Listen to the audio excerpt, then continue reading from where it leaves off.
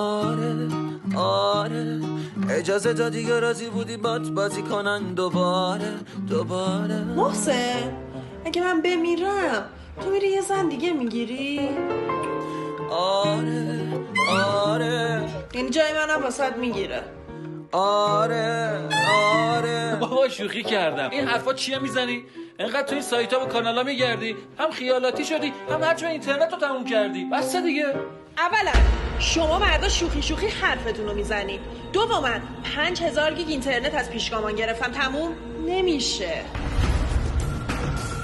طلا و ماشین و خونه واسه اونم میگیری؟ نه نمیگیری؟ نه خودش داره پول داره آره آره